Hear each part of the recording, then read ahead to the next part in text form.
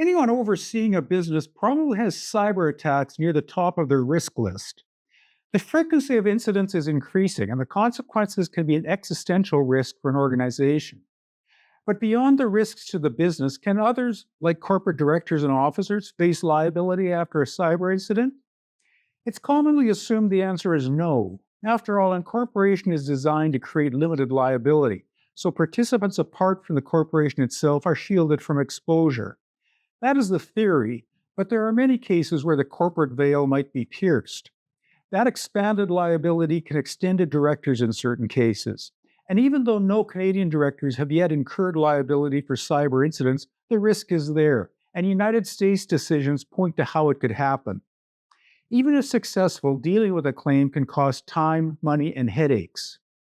Outside of cyber incidents, there are many instances where corporate participants, such as directors and officers, can face liability. Sometimes the liability is statutory, such as provisions in the Income Tax Act that impose personal responsibility against directors for amounts like employee source deductions. There are also cases in some statutes assessing personal liability in situations involving negligence or failing to obey proper responsibilities. The legal landscape already recognizes director liability, so it will not be a stretch to extend it to cybersecurity lapses. This is still unlikely given corporate limited liability, but it's not impossible.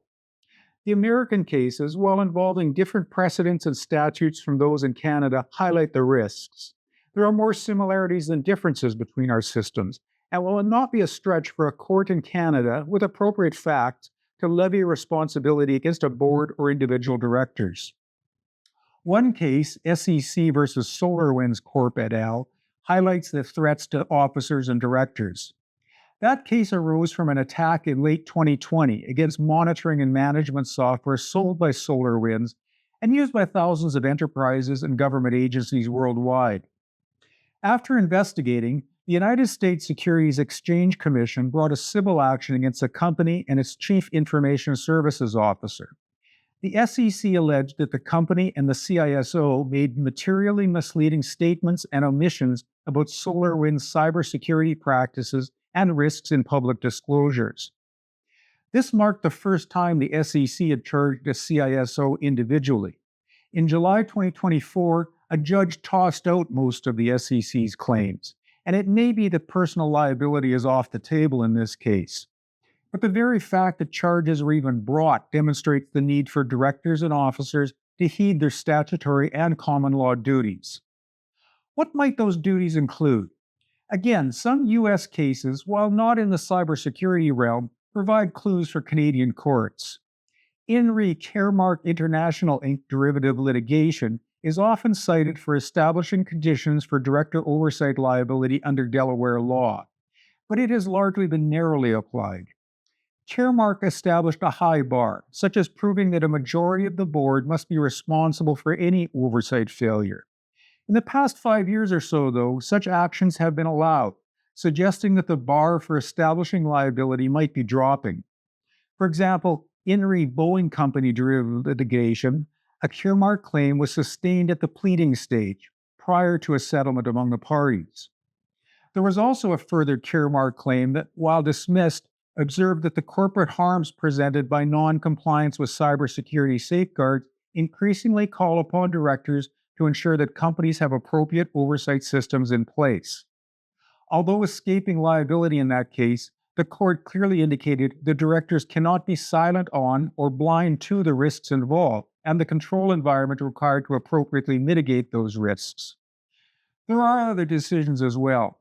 For example, a 2019 action against Yahoo for data breaches settled with former directors for $29 million US, showing how serious the involvement of directors and officers is to companies handling cyber incidents.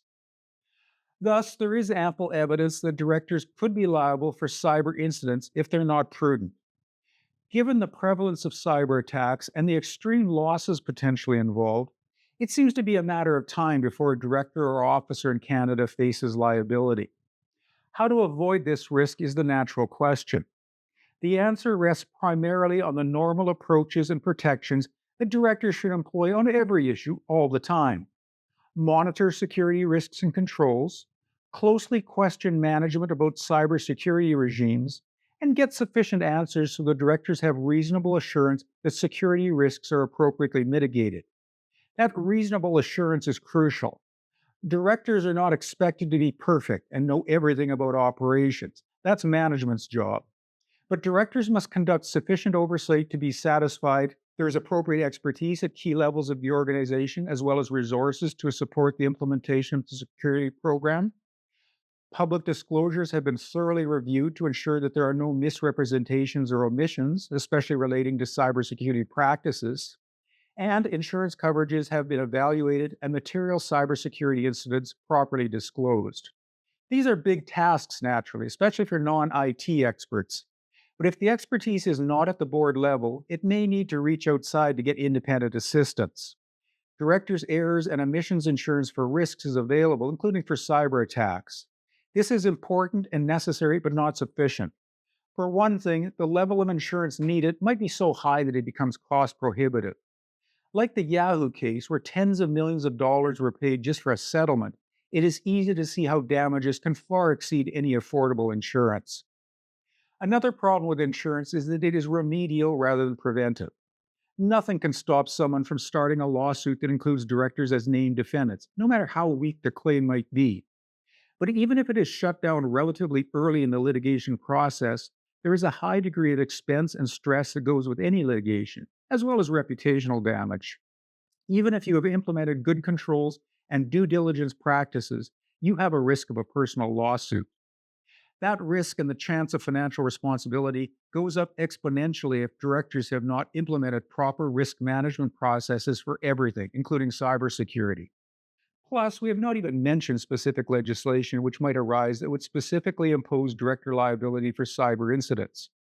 For example, House of Commons Bill C-26 has started second reading in the Senate and imposes many cybersecurity obligations on private sector businesses in critical federal infrastructure areas such as transportation, telecommunications, nuclear, pipelines, and banking. Directors of any company in these sectors face exposure from Section 72.138 of the bill. In other words, personal liability is specifically built into the legislation. If the law is passed, directors will have even more responsibilities and risks to manage that dramatically increase the personal liability risk. Other steps might be required depending on the organization, its environment, and even the people involved. Boards should always be getting independent legal advice on these matters, and Procido is experienced in guiding boards and management on such risks. Feel free to reach out to our governance group for more information.